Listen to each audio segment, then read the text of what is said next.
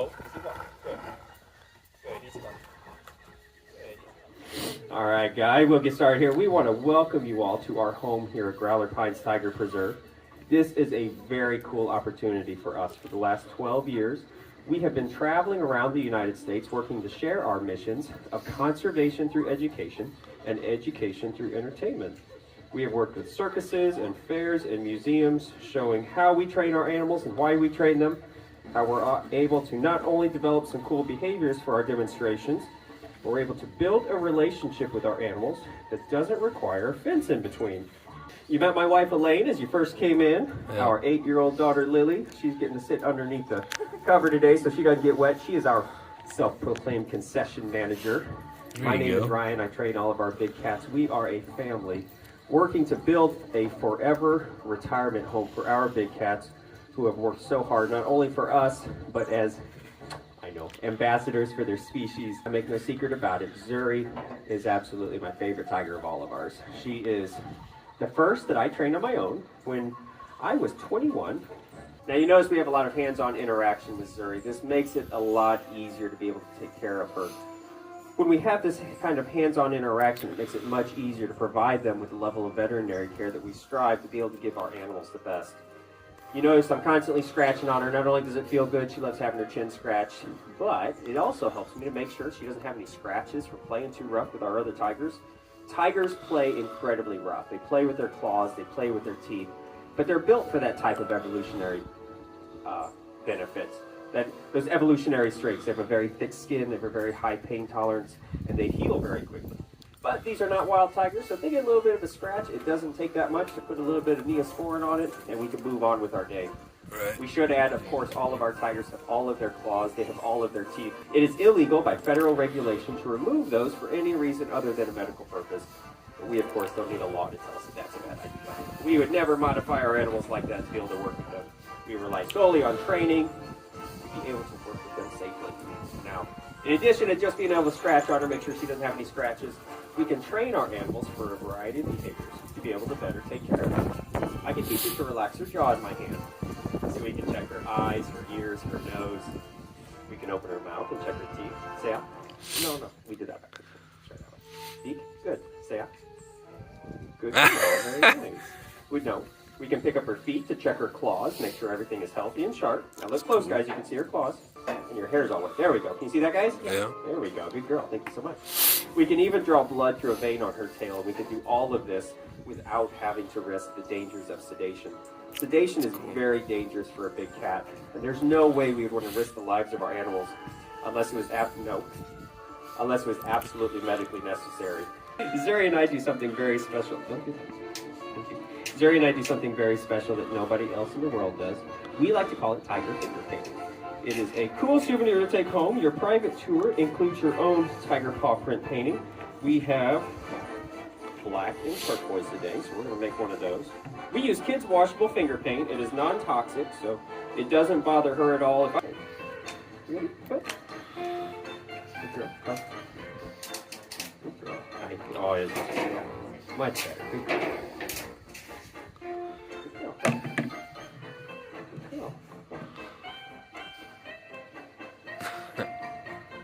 That out. That was very nice. Give her a round of applause. You did a good job. Perfect. That was perfect. We like to have a lot of fun with our finger paintings. For Christmas, we made some new Christmas ornaments. For the 4th of July, we made American flags. You can see all that over. No, stay here. No. Good. You can see all that over at our gift shop.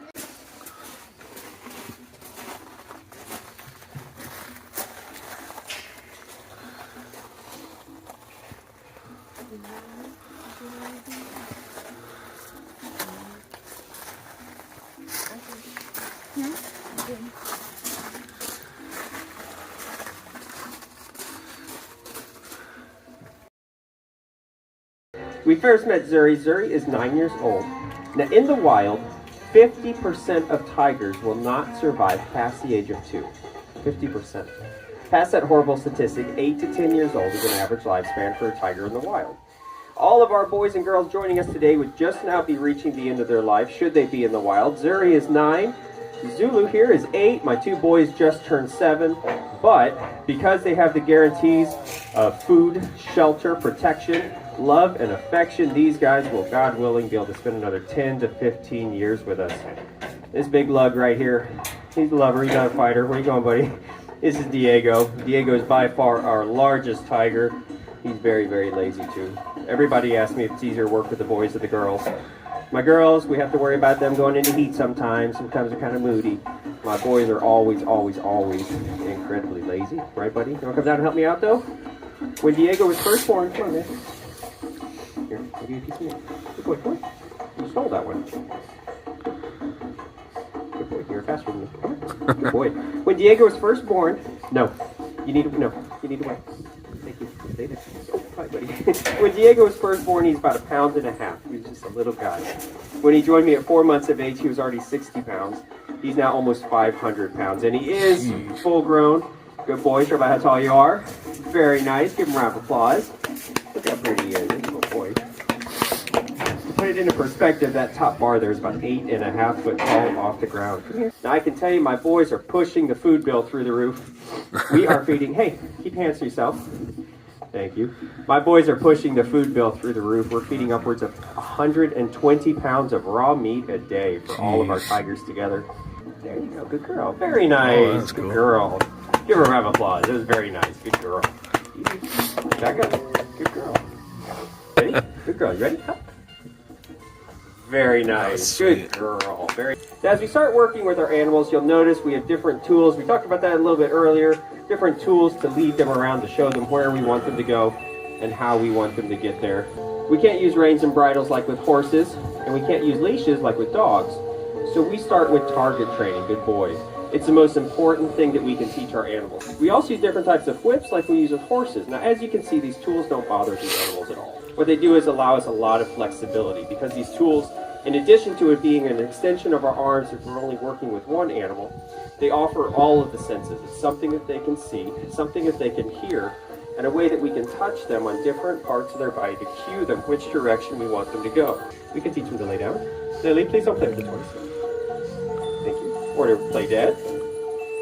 Or to roll over. All the way. Good. All the way. Good. All the way. Don't be lazy. Hey. Did you fall asleep? Good girl. Or to sit. There you go. Thank you. Or to sit. There you go. Or to sit up. Good. Look at her. Look how pretty she is. That's cool. Give her a round of applause. That was very nice. Thank you. Good girl. To interrupt the wrong behaviors at the right time, we teach our tigers the most important word in the world, just like we teach our children, and that's the word no. Sit down, please. Now we'll take these basic behaviors like you just saw with Zuri, and we will practice those over and over until the tigers have begun to master those, so we can begin to start building group behaviors for our demonstration. Come here. There you go. Good boy. Malay. Good. Come here. Good. Come here, Rego. Good. Very nice. Come here, Rego. Good. Easy. Malay. Good. Rego. Rego. Good. Come here. Very nice. Very nice. Nairobi. Good. Rego. Good. Lay down. Nairobi. Nairobi. Malay. Nairobi. Nairobi down. Nairobi down. No. No. Hey, very nice. Very nice.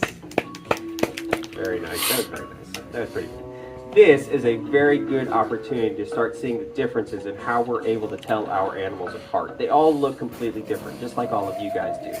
It is true that no two tigers have the same stripes. It's also true if you were to shave their hair, you can see their stripes on their skin. But it's not just their stripes that we're looking at to be able to tell our animals apart. There are so many differences. The shape of their head, the shape of their body, their stripes, their coloration, the way they walk, the way they move. There's so many differences. We can also tell them apart through their different personalities. They all have very different likes and different dislikes. It's the most rewarding parts about getting to spend our lives with our animals is getting to know the differences. Now, as we said, our two boys are brothers. Sit down, please. They were born in the same litter. Zeus's white coloration is not because he's a different species. White tigers are the product of a naturally occurring genetic mutation that first occurred in the wild in India. Sit down, please. There's records back to the 1500s of white tigers growing to adulthood in the wild and mothers raising their cubs. Unfortunately, over 70 years ago, the last wild white tiger was killed. It is because of breeding programs here in the United States and around the world that we're able to continue on these bloodlines, to be able to share them with you all. We don't breed our tigers here. My two boys are neutered. It's one reason they're so lazy, but it's a heck of a lot easier than trying to teach them responsible family planning. In the past, when we wanted to add a new tiger to our group, different zoos have given us animals so we can work to continue to share our missions of conservation through education and education through entertainment.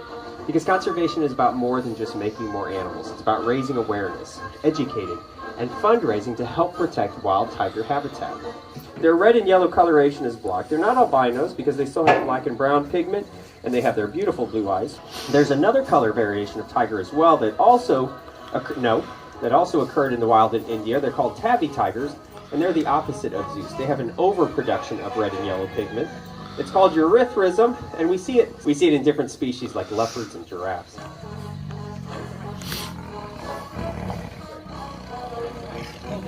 Hold it, good, hold it. All right, good girl, very good. Now, in addition to our tigers' different personalities, we also have a lot of different relationships that we have to work with and focus on and accommodate.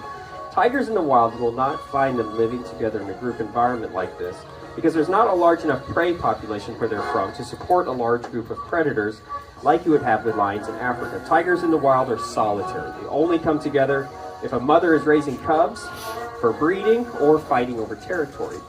Tigers' territory in the wild will only be as large as they need to be able to support themselves.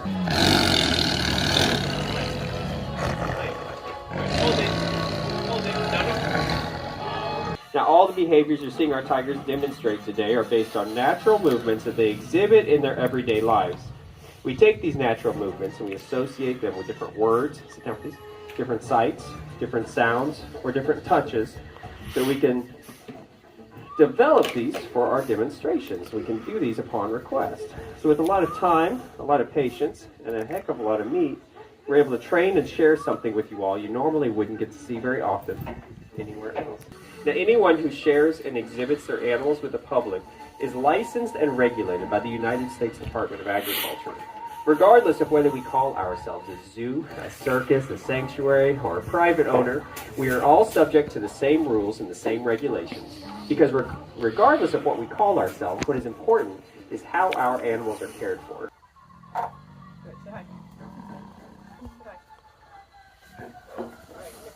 Easy walk. No, easy walk. Good. Good, easy walk. Good, easy walk. Good, easy walk. As we said, all of our tigers have had the luxury of growing up with the guarantees of food, shelter, protection, love, and affection. But wild tigers are not so lucky because of a black market for the different body parts, habitat loss, human-tiger conflict, and disease. There are less than 3,800 tigers left in the wild. We are very proud to have our tigers lending a paw to help protect wild tigers. We hope you guys will do the same.